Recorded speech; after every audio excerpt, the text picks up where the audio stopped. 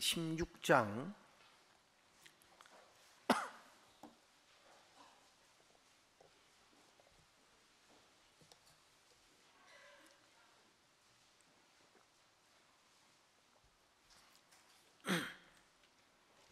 창세기 16장 1절 말씀부터 읽겠습니다.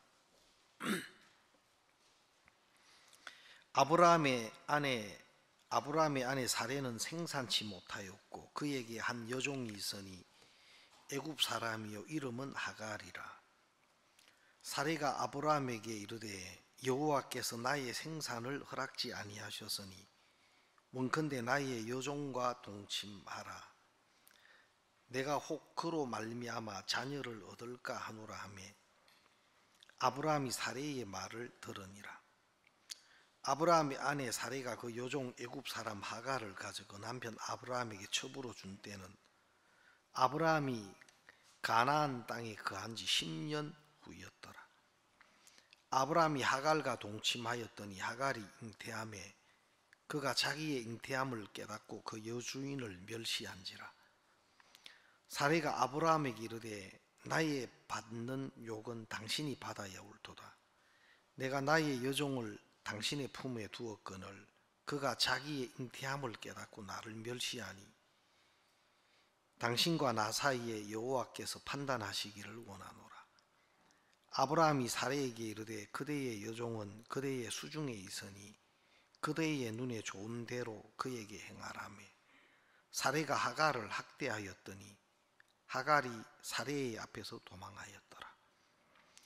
여호와의 사자가 광야의 샘 곁 곧 술길 샘물 곁에서 그를 만나 가로되 사레의 여종 하갈아 내가 어디서 왔으며 어디로 가느냐. 그가 가로되 나는 나의 여주인 사레를 피하여 도망하나이다. 여호와의 사자가 그에게 이르되 내 여주인에게로 돌아가서 그 수하에 복종하라. 9절 말씀까지 읽었습니다.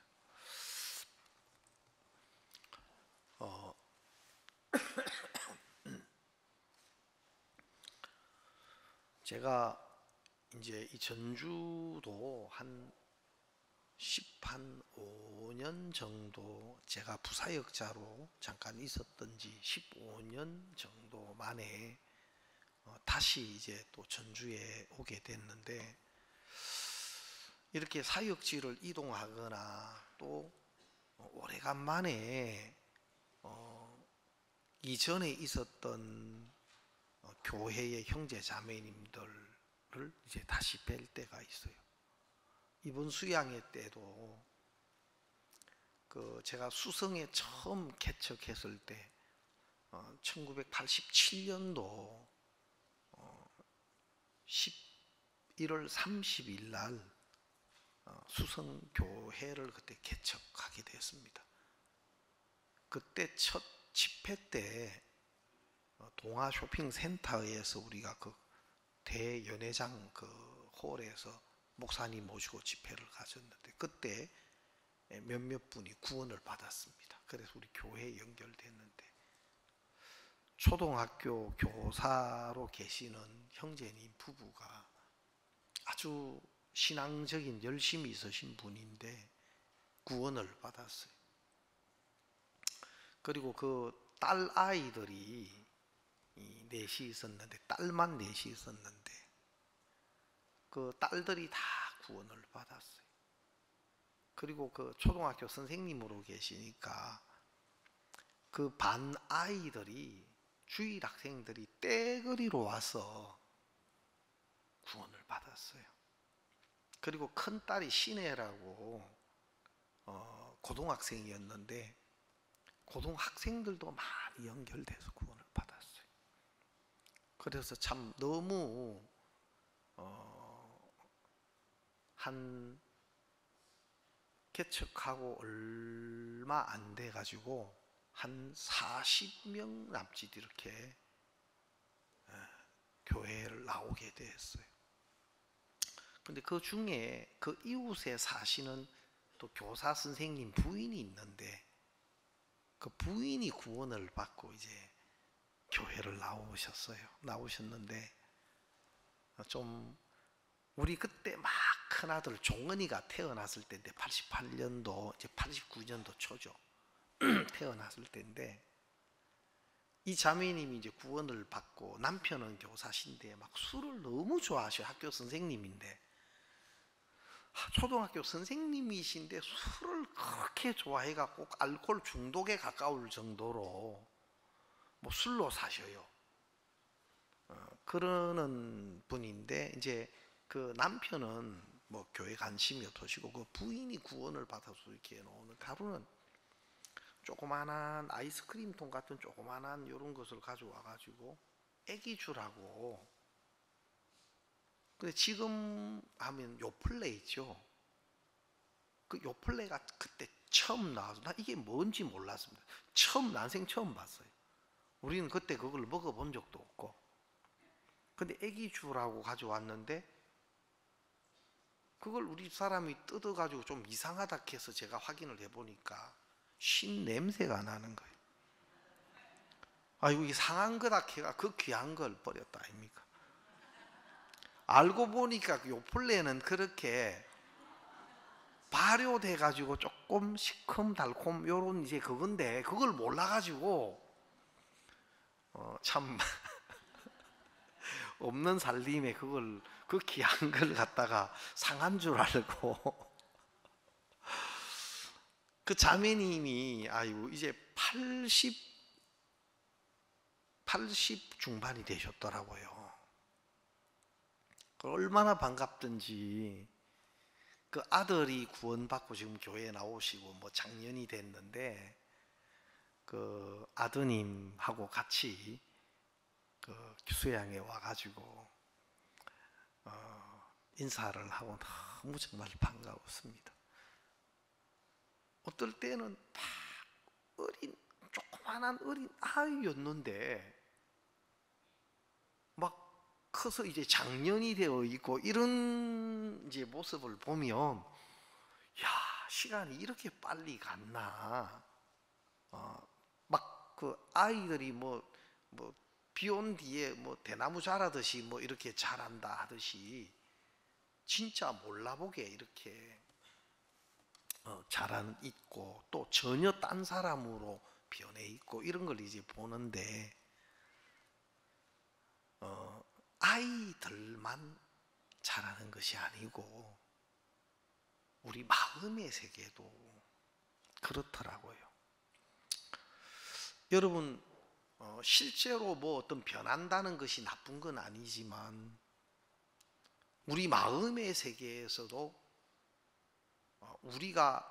우리도 알지 못하는 사이에 우리 자신이 많이 커져가고 있고 변해가고 있는데 우리는 그런 것들을 인식을 잘 못해요. 여러분이 변해도 실제로 많이 변해 있는데도 여러분은 잘 인식을 못할 때가 많고 누구나 마찬가지입니다. 제가 그 광주 제1에 있을 때 그때 김진곤 목사님이 우리 광주 지역에 같이 계셨어요. 근데 김진곤 목사님이 좀 늘 이렇게 좀 뭡니까? 좀 이 빼짝 마른 편이에요. 예? 그냥 좀 이 살이 안 찌고 그냥 좀 항상 빼짝 마른 모습이었거든요. 근데 몇 년 사이에 제가 뭐 이렇게 서울 또 뭐 안산, 강남 이래 있다가 어느 날 그 김진곤 목사님을 몇 년 만에 좀 이렇게 자주 못 뵀다가 뵀더만 얼굴 볼에 살이 한 건씩 붙어 있어요. 깜짝 놀랐어요. 계속 보는 사람은 그걸 잘 못 느끼는데 이렇게 아주 오랜만에 이렇게 보니까 그게 막 탁 느껴지잖아요. 마치 그 표현으로 하면 볼에 살 하나씩을 붙여놓은 것처럼 그 목사님도 아니 자네 살이 많이 쪘다 하면서 이제 김진구 목사님의 그런 이야기를 하시더라고요.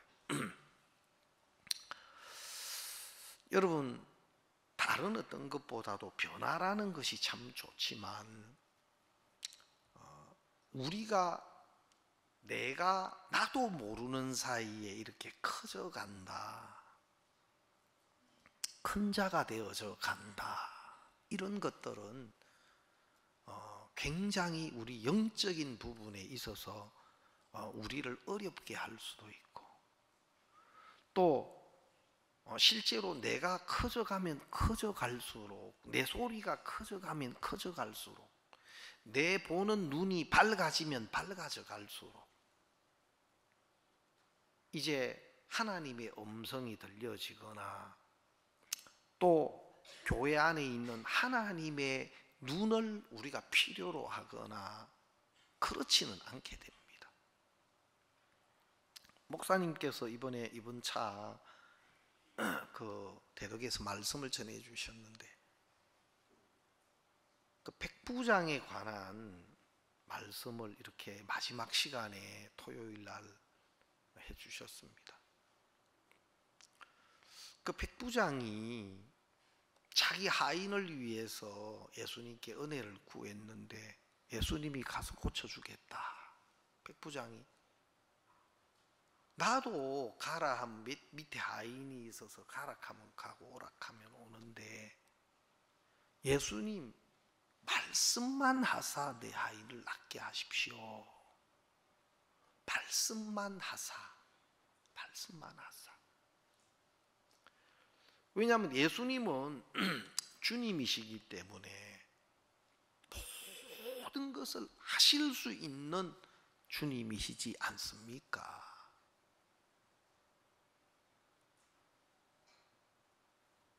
정말 예수님은 모든 걸, 내 위에도 상관이 있고 내 밑에도 부하가 있어서 가락하면 가고 오락하면 오나이다. 예수님 다만 말씀으로 하사 내 하인을 낫게 하십시오. 번거롭게 우리 집까지 오시려고 하십니까? 이 백부장은 로마 사람이고 이방인인데, 예수님에 대해서 어떻게 이런 마음을 가졌을까? 예수님이 그 백부장을 보면서 이스라엘 중에서도 이만한 믿음을 내가 만나보지 못했다. 제가 성경 말씀을 좀 쭉 읽으면서 이 창세기의 12장부터 아브라함에 대한 이야기들이 쭉 나오는데, 이 믿음의 세계가 너무 신비롭다는 마음이 드는 겁니다. 아브라함의 생애를 통해서 하나님 우리에게 많은 것을 보여주고 계시고 가르쳐주고 계시더라고요. 그가 본토 친척 아비 집을 떠나 내가 내게 지시하는 땅으로 가라. 그 지시하는 땅 가나안 땅에 왔는데 그 땅에 흉년이 드니까 또 애굽으로 내려가고, 또 형편을 따라 약속을 따라 왔으면서도 그 가나안 땅에서도 또 다른 복병, 또 다른 형편을 만나니까 아이고 여기서는 안 되겠다 해서 애굽으로 가고. 그러나 하나님이 아브라함과 함께 계셔서 아브라함이 생각에 이끌리고 형편에 이끌리고 해도 하나님이 그 아브라함을 또다시 이끌어서 그 약속 안으로, 약속의 땅으로 이끌어 오시더라고요. 근데 하나님이 아브라함에게 12장에 약속을 하시고 난 이후에 우리가 12장을 한번 보겠습니다. 12장 1절 한번 같이 한번 보겠습니다.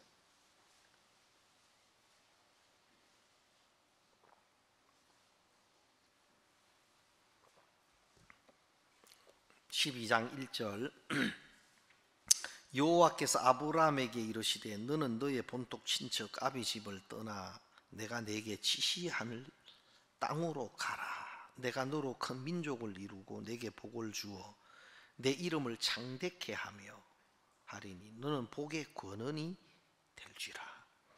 너를 축복하는 자에게는 내가 복을 내리고 너를 저주하는 자에게는 내가 저주하리니 땅의 모든 족속이 너를 인하여 복을 얻을 것이니라 하신지라.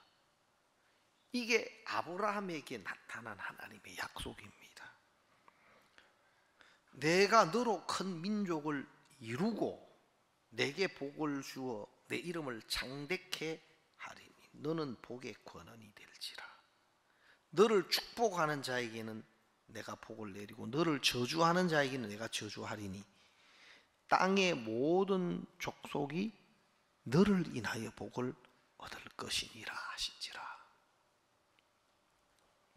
자, 약속을 받고 아브라함이 쭉 이제 행하는데 하나님이 15장에 사실은 이 약속을 받고 큰 민족을 이루게 하겠다 하셨는데도 아브라함은 자식이 없었어요. 자식이 없었어요.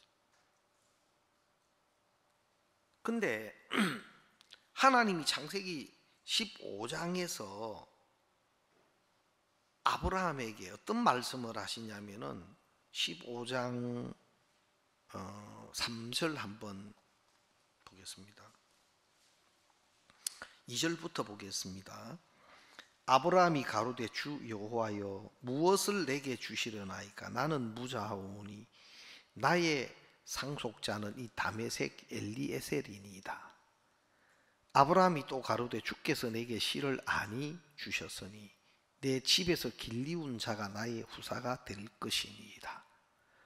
여호와의 말씀이 그에게 임하여 가라사대 그 사람은 너의 후사가 아니라 내 몸에서 날 자가 내 후사가 되리라 하시고 그를 이끌고 밖으로 나가 가라사대 하늘을 우러러 무뼈를 셀 수 있나 보라. 또 그에게 이르시되 내 자손이 이와 같으리라. 아브라함이 여호와를 믿으니 여호와께서 이를 그의 의로 여기시고. 15장에 보면은 약속을 받은 아브라함이지만 큰 민족을 이루겠다고 했는데 자기 모습, 자기 형편을 보니까 도저히 자식이 없지 않습니까? 하나님은 큰 민족을 이루겠다고 하셨지만 나이는 많고 자식이 없으니까 자기가 데리고 있는 그 종 중에 아주 이 다메섹 사람 엘리에셀 아주 충실하고 정말 그 아브라함이 볼 때 자기의 기업을 잊게 할 만큼 그렇게 예뻐 보이고 귀히 보이는 종이었어요.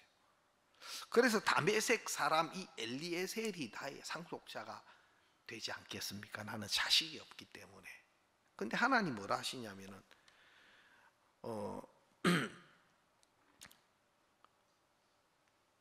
그 사람은 너의 후사가 아니라 내 몸에서 날 자가 내 후사가 되리라. 내 몸에서 날 자가 내 후사가 된다. 내 몸에서 날 자가. 근데 자기를 통해서 태어나는 자식이라야 되는데 그럼 16장에 가서 자기를 통해서 태어날 자식이 이제 안 생기는 겁니다. 그리고 아브라함만 그런 것이 아니고 사라 역시 그들이 75살 때 그 가나안 땅에 왔으니까 내가 내게 지시할 땅으로 가라 해서 가나안 땅에 온 것이 75살 때인데 이제 10년이 지나서 85살이 됐는데 이제 자식이 안 생기니까 아브라함도 이제 답답하고 그 아내 사라도 답답했겠죠. 그래서 사라가 뭐라고 이야기하느냐 하면은 여호와께서 나의 생산을 허락지 아니하셨으니 16장 2절입니다. 원컨대 나의 여종과 동침하라.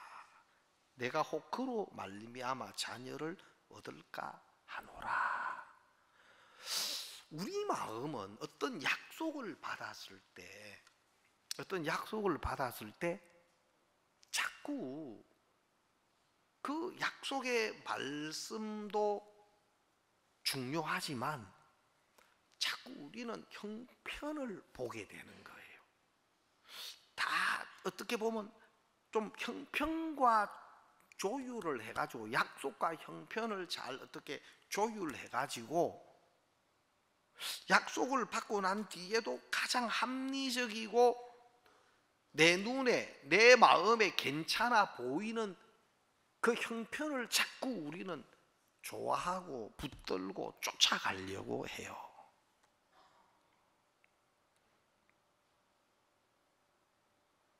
그래서 약속은 약속이지만 가장 합리적이고 좀 우리 보기에 괜찮아 보이고 좋아 보이는 어떤 형편을 우리는 자꾸 선택하고 붙잡으려고 하는 거예요. 근데 실제로 이 여종 하갈을 통해서 이스마엘이 태어나지만 하나님은 그 하갈을 통해서 태어나는 이스마엘이 아니고 그 안에 사라를 통해서 난 자라야 내 시라 하나님은 칭할 것이다. 그래서 하나님의 약속은 더 구체적이고 분명한데 아브라함이나 그 안에 사라, 여러분 아브라함도 로마서 4장에 보면 그의 몸이 죽은 것과 같고 그 안에 사라의 태가 죽은 것과 같은데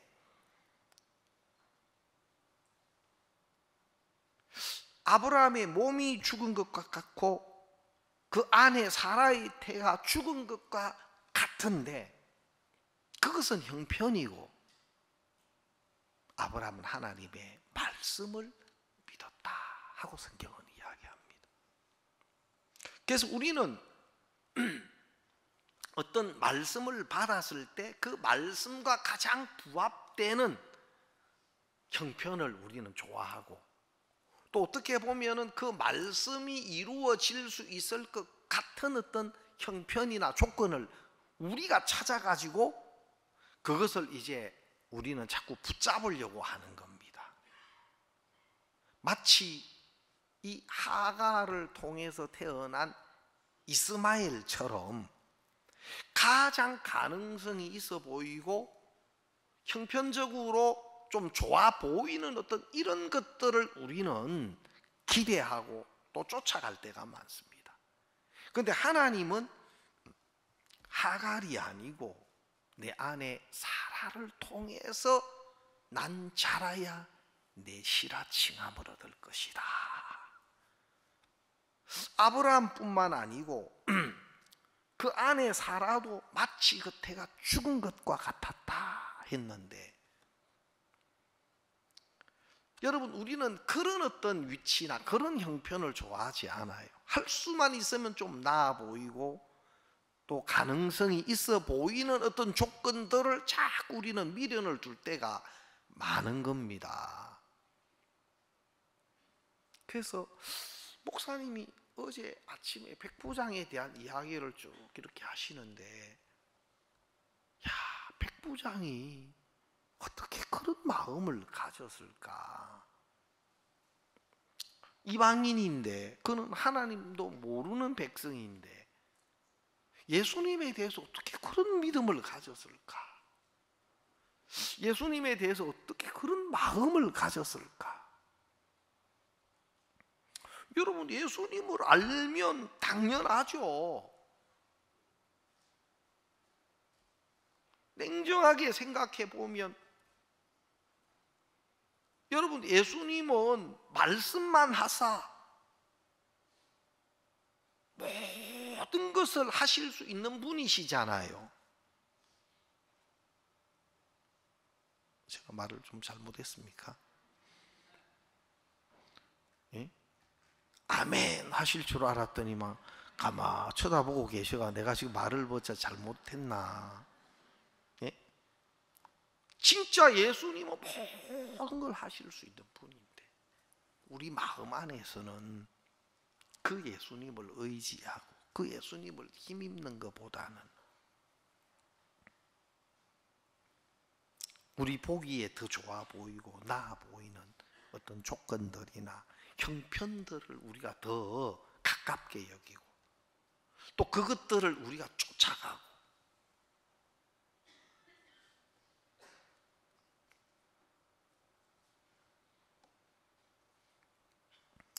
목사님께서 그 선지생도의 아내에 대한 말씀을 전해 주셨는데 왜 그 남편 죽기 전에 하나님을 의지했으면 더 좋았을 텐데 그 아들이 노예로 종으로 팔려가기 전에 진짜 하나님을 구하고 하나님 앞에 나왔으면 더 좋았을 텐데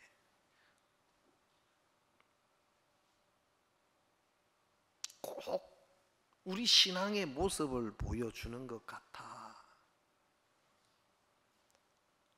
그 전에도 하나님은 얼마든지 우리를 도우실 수 있으신데 또 우리가 하나님 앞에 나오기를 하나님은 기다리고 계시는데 무엇이? 자기를 믿는 마음, 자기 생각이나 자기 판단이나 이렇게 하면 될 거야, 이렇게 하면 돼. 자기를 믿는 마음들, 자기를 믿는 생각들을 사단이 넣어서 그것이 다른 어떤 것보다 그것이 좋게 보이고 또 그렇게 하면 될 것 같은 그런 생각들을 사단이 우리 속에 넣어서 하나님 앞에 나올 수 없도록 또 그를 이끌어 줄 수 있는 엘리사가 있는데도 남편이 죽을 때까지 또 두 자식이 아들이 노예로 종으로 팔려갈 때까지 그러면서도 자기에게는 다른 길이 없고 방법이 없는 그 위치가 되니까 하나님의 사람 앞에 나오고 하나님을 찾더라. 여러분, 그래도 엘리사가 시키는 대로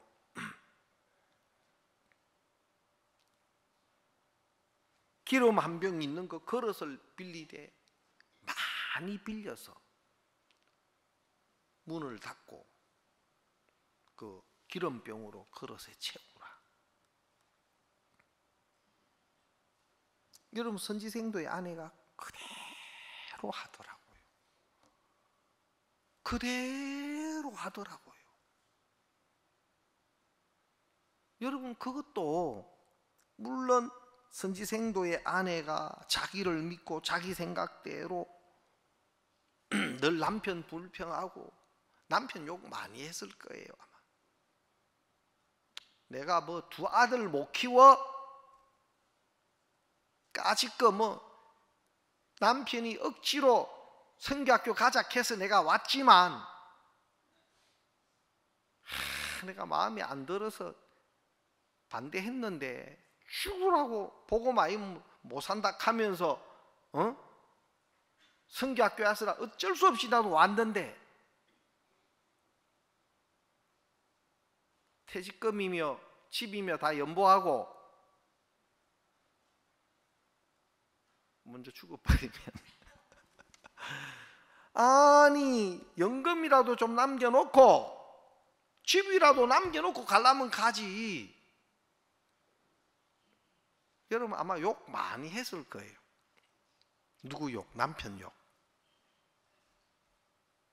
우리한테 꼭 이렇게 힘들게 어렵게 그래도 자기를 믿는 마음이 있으니까, 그래도 자기를 믿는 마음이 있으니까 뭐 까짓거 내 팔 걷어 붙이고 하면 뭐 자식 둘 못 키워. 그러니까 딱 자기가 보니까 괜찮은 사업이 있어요.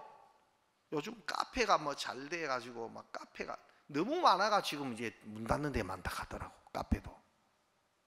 예? 한때 카페 그렇대요. 뭐가 잘 된다 할 때 이미 빠진대요. 진짜 영업하는 사람은요, 진짜 막 이미 잘 된다 할 때는 하면 안 된대. 잘 된다는 소문이 나면 이미 늦은, 그때 사업 시작하면 늦은 거래요. 잘 안 될 때 해야 돼. 앞으로 잘 될 수 있는 유망업종을. 그러니까 막 카페가 얼마나 많은지. 우리나라 한국 사람이 커피를 제일 많이 먹는데요.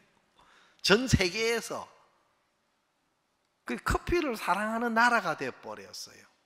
저도 뭐 커피를 좋아합니다. 근데 뭐가 잘 된다 하면은 그거는 그때 하면은 늦어요. 알겠습니까? 분명히 이거 하면 괜찮다 했는데 이거는 뭐 100% 확실한다. 그러니까 대출을 받아가 했는데 빚이 진 거 보니까 대출을 크게 받아가 카페를 차렸는 건물 차려 했는데 이제는 그것 안 되고 두 자식이 노예로 종으로 이제 팔려가게 생긴 거예요. 자식이 노예로 종으로 팔려가는 거, 야, 그것만큼 마음 아픈 게 어디 있습니까? 하다 안 되니까 자기 자존심이고 체면이고 다 내려놓고 엘리사 앞에 나온 겁니다. 그 귀한 거는 엘리사가 집에 한 병 기름 있는 거 그거 그대로 그릇을 빌려서 문을 닫고 아들과 함께 그릇에 기름을 부어라. 자는 대로 옮겨 놓으라. 여러분 사실은 그 안 맞는 거거든요. 예? 그릇에 기름을 부으면 차지도 않을 뿐만 아니라 그 그릇에, 큰 그릇에 기름이 발리면 그걸 다음에 또 다른 데 부으면 그러니까 한 10번만 넘어가면 기름이 그릇에 발려지고 부을 게 하나도 없어져. 그릇 10번만 옮기면 그 한 병 기름요 다 그릇에 붙어가지고 없어져요. 근데 그 생도의 아내가 말씀 그대로 시키는 그대로, 야, 이게 얼마나 아름답고 복된 마음입니까? 그 마음은 그냥 만들어지는 게 아니고 남편을 잃는 아픔, 또 두 자식이 종으로 노예로 팔려가게 되는 그 형편에 직면하고 다른 방법도 없고 더 이상 자기가 어떻게 할 수 없는 많은 아픔과 고통 속에서 만들어지는 마음입니다.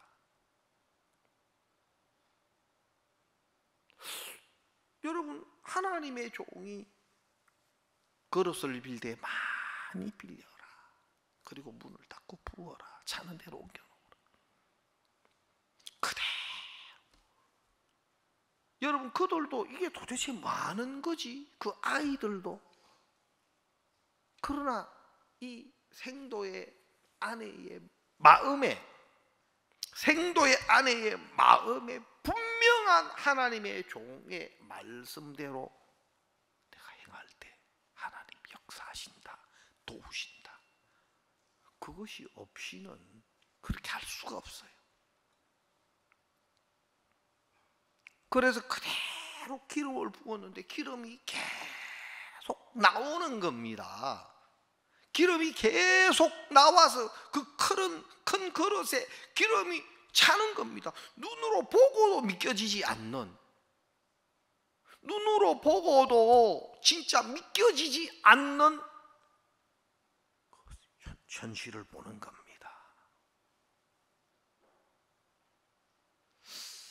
여러분, 너무 아름답다, 너무 귀하다, 많은 어려움을 겪고 고통을 겪었지만,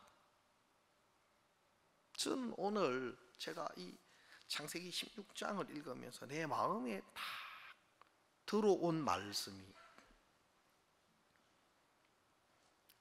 우리가 우리 자신 여기 보면 사실은 이 사라가 이 아브라함, 이 하갈을 아브라함의 그 첩으로, 그 종인데 첩으로 아브라함에게 주게 되고 이 아들을 잉태하는데 이스마엘을 잉태해요. 그런데 이 하갈이 그 주인의 아들을 잉태하는 은혜를 입은 거잖아요, 하갈의 입장에서는. 그런데 여기 보면은 어떤 이야기가 나오느냐면은 4절에 보면은 아브라함이 하갈과 동침하였더니 하갈이 잉태함에 그가 자기의 잉태함을 깨닫고 그 여주인을 멸시한지라. 여러분, 우리가 하나님께 은혜를 입는 것은 참 중요해요. 하나님으로부터 은혜를 입는 것은, 이 은혜는 신앙의 정말 핵심이에요. 모든 것은 하나님 은혜로 주어지는 거고, 또 그 하나님의 은혜를 많이 입을수록 그 사람이 어떻게 보면 복된 사람입니다. 신앙은 우리가 뭘 얼마나 잘했느냐 하는 것에 있지 않고 우리가 하나님의 은혜를 얼마나 많이 입느냐, 그게 더 중요한 겁니다. 근데 여기에서 중요한 건 뭐냐면, 우리가 하나님의 은혜를 입을 때 반드시 은혜와 함께 항상 붙어 있어야 되는 게 있는데, 그게 뭐냐면 아닌 내 자신입니다. 아닌 내 자신. 은혜와 함께 항상 붙어야 있어야 되는 것은 아닌, 하나님의 은혜가 아니면 안 되는 나 자신이 항상 붙어 있어야 됩니다. 마치 신앙은 회개와 믿음인데, 그 회개와 믿음은 떨어질 수 없는 동전의 양면처럼 한쪽 면만 가지고는 화폐가 안 되는 것처럼, 올바른 신앙은 회개와 믿음이 반드시 함께해야 됩니다. 그것처럼 하나님의 은혜를 말할 때 아닌 내가 반드시 함께해야 됩니다. 은혜를 자꾸 입다 보면, 여러 번 입다 보면, 그게 말은 은혜지만 은혜가 아니고 이제 내 마음에서 실력이 되어가고, 뭐라고요? 은혜가 실력이 되어가고, 은혜 입은 그것이 내 위치가 되어가고, 조금 더 가면 당연한 것이 되어가고, 자기 존재, 자기의 위치는 간 데가 없어요. 간 데가 없어요. 그것이 자기를 잊어버리고 사는 사람, 자기 모습을 잊고 사는 사람들이에요. 여러분, 뭐 여러 가지 이유도 있고 또 뭐 상황도 있고 하겠지만, 신앙의 대부분의 어려움은 자기를 잊어버린 데서 옵니다. 은혜를 안 입었던 것도 아니고 간증이 없는 것도 아니고, 그런데 신앙의 가장 어려움은 대부분 자기 모습을 잊어버린 데서부터 오는 겁니다. 자기 위치를 잊어버린 데서부터 오는 겁니다. 어떻게 보면 이 하갈이라는 여종을 그냥 사례가 하갈을 봤을 때는 굉장히 그나마 충성되고 귀 보이고 그래도 믿을 만한 종으로 여겼을 것 아닙니까? 야, 아브라함의 첩으로 딱 들어가는 순간부터 사례를 무시하고 사례를 우습게 여기고 그럴 것 같았으면 첩으로 줬겠습니까? 예? 아니에요. 저는 그렇게 생각 안 합니다. 누구보다도 사례를 섬겼고 사례를 따랐고 그랬을 겁니다. 이 하갈이. 알겠습니까? 누구보다도 사례의 앞에 충성스러운 여종으로 사례를 섬겼고 했었던 종일 겁니다. 이 하갈은. 근데 그가 아브라함의 후처가 되고 잉태함을 깨달으면서 자기가 잊어버려졌어요. 자기의 존재의 위치가 잊어버려졌어요. 여기 보면 이제 막 사라를 이제 막 멸시하는 겁니다.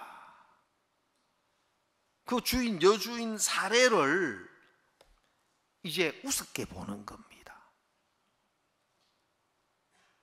그래서 5절에 보면 사례가 아브라함에게 이르되 나의 받는 욕은 당신이 받아야 옳도다. 내가 나의 여종을 당신의 품에 두었거늘 그가 자기의 잉태함을 깨닫고 나를 멸시하니 당신과 나 사이 여호와께서 판단하시고 6절 아브라함이 사례에게 이르되 그대의 여종은 그대의 수중에 있으니 그대의 눈에 좋은 대로 그에게 행하라. 아브라함은 뭐라고 말하느냐 하면 그대의 여종은 그대의 수중에 있으니 하갈은 당신의 종이야. 하갈은 당신의 종이야. 당신의 수중에 있는 사람이다. 수중이라는 건 손 아래에 있는 사람이란 말이에요. 수하에 있다, 수중에 있다. 수하에 있다, 수중에 있다는 건 당신 손으로 움직이고 당신 손에 의해서 움직여져야 될 사람이야. 아브라함은 하갈은 당신의 수중에 있는 사람이니까 당신이 좋은 대로 하면 돼. 아브라함은 하갈을 그렇게 보고 있어요. 근데 하갈은 어떻게 생각합니까? 그 잉태함이 모든 것들을 다 뛰어넘게 만들어요. 그 잉태함이 자기의 모습도 또 다른 사람이 어떻게 보고 있고 다른 사람이 어떻게 말하는지가 하나도 들리지 않아요. 하갈이 잉태한 뱀만, 그게 아이를 뵌 어떤 뱀만 커진 것이 아니고 하나님 앞에서 있어야 할 자기의 위치나 자기의 모습이 다 사라져버린 겁니다. 그리고 여기 보면은 사례가 그 하갈을 여기 보니까 학대했다 했어요. 사례가 하갈을 학대했는데 그 학대, 그 교만한 어떤 자기를 주인을 멸시하고 무시하는 그 하갈을 학대했는데 그 학대를 이제 못 듣는 겁니다. 못 받는 겁니다. 그러니까 도망을 쳐요. 도망을 쳤는데 8절에 보면은 여호와의 사자가 사례에게 가로되 사례의 여종 하갈아 내가 어디서 왔으며 어디로 가느냐. 여기 보면 여호와의 사자가 사례에게 뭐라고 이야기하느냐 하면은 사례의 여종 하갈아. 하나님의 사자가 하갈을 볼 때 사례의 여종 하갈아 그렇게 이야기하고 있습니다. 자기만 종이 아니라 무엇이? 그 잉태함이 자신의 존재를 다 잊어버리게 만들어요. 여러분, 우리가 은혜를 입는 것도 좋지만 은혜를 입는 것은 신앙에 있어서 가장 중요한 부분입니다. 또 은혜를 입는 것이 정말 우리 그리스도인의 삶입니다. 그러나 그 은혜가 자기의 모습을 가리우게 만든다면, 그 은혜가 하나님 앞에 있어야 할 자신의 위치를 다 잊어버리게 만든다면, 그 은혜는 오히려 자기에게 큰 고통이 되고 오히려 자신을 속이는 것이 되고,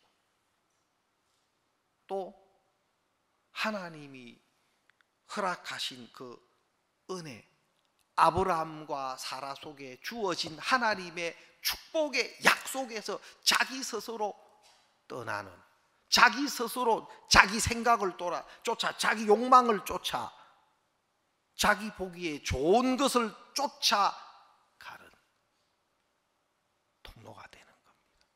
무엇이?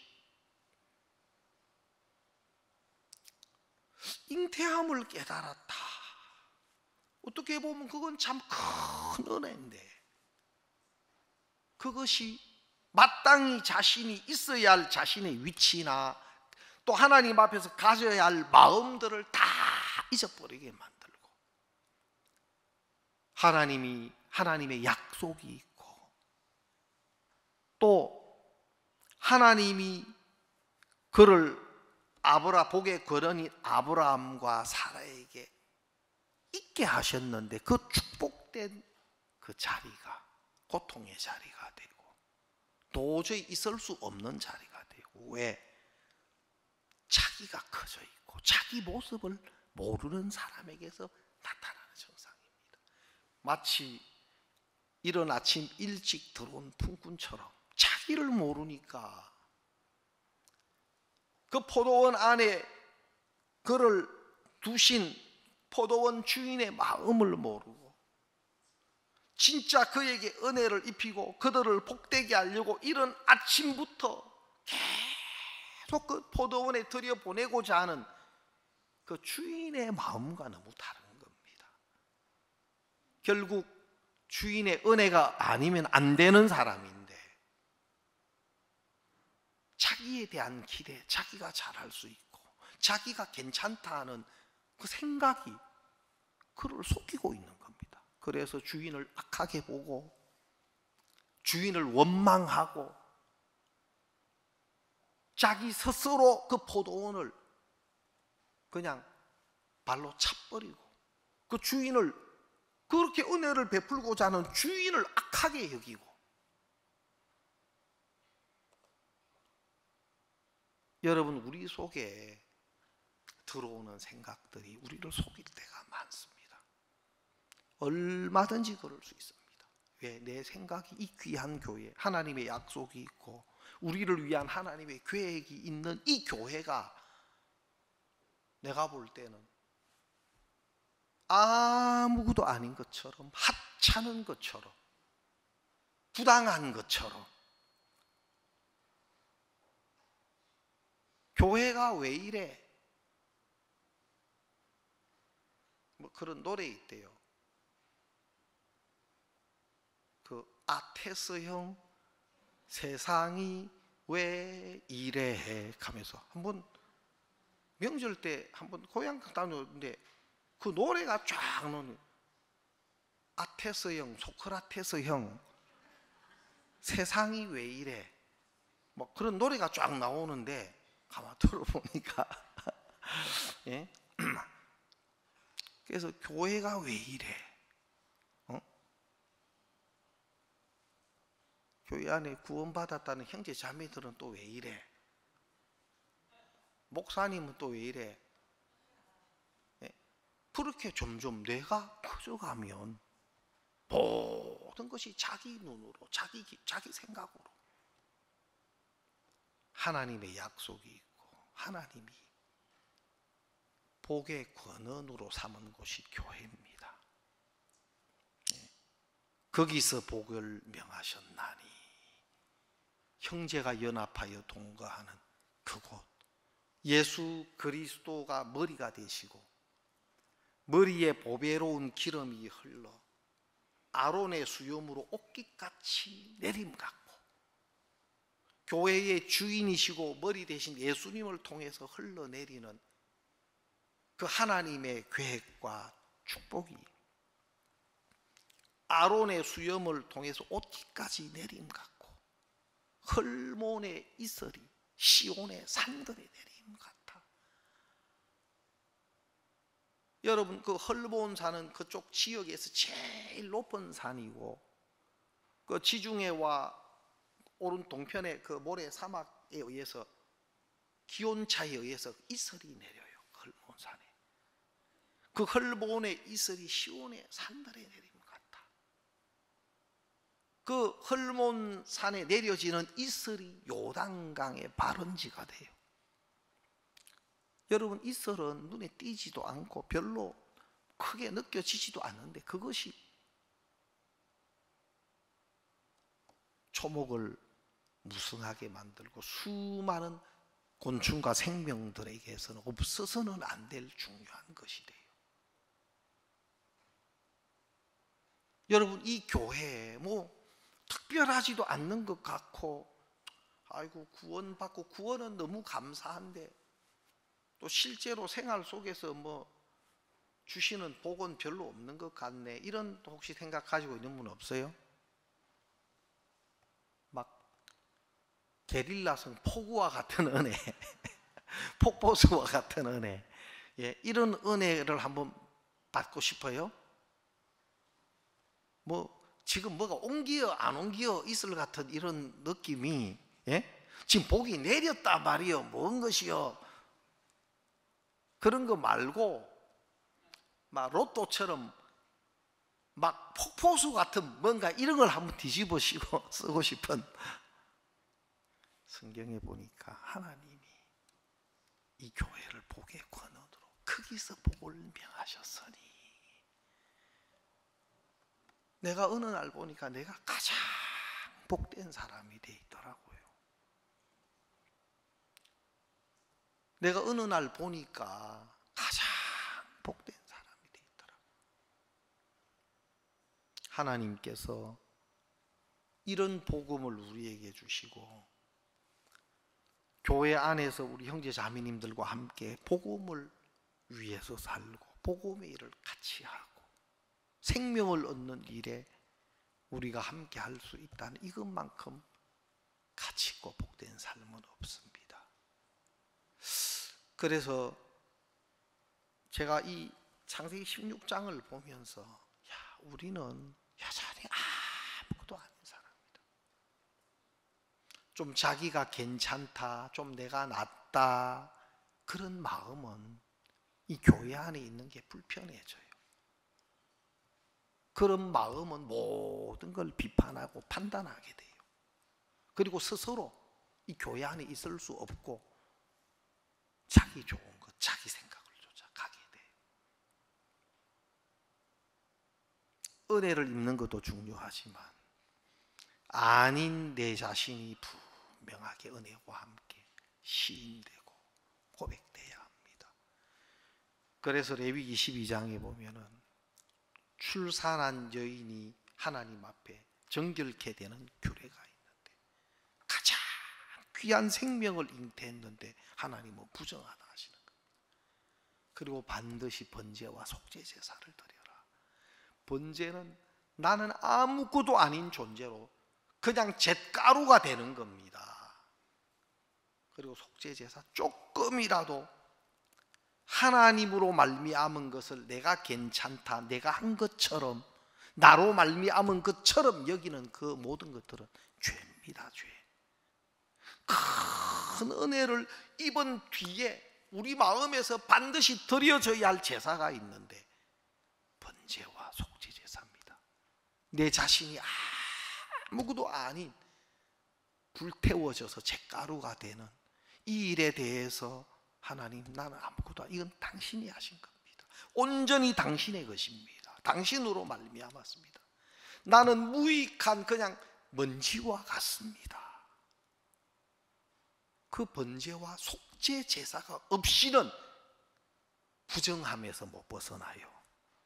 그것이 없는 사람은 다시는 성물에 손대지 못하도록 했어요. 바로 하나님을 섬길 수 있는 마음, 교회 안에서 하나님의 일을 할 수 있는 마음은 그렇게 은혜를 입은 뒤에도 번제와 속죄 제사로 자기가 다시 비워지지 않으면 하나님 앞에 또 쓰임 받을 수가 없는 겁니다. 우리가 크고 작은 교회의 복음의 일에 정말 감사함으로 기쁨으로 그렇게 우리가 올 한 해 은혜를 입었으면 좋겠습니다. 오늘 말씀 여기까지 드리겠습니다. 광고 말씀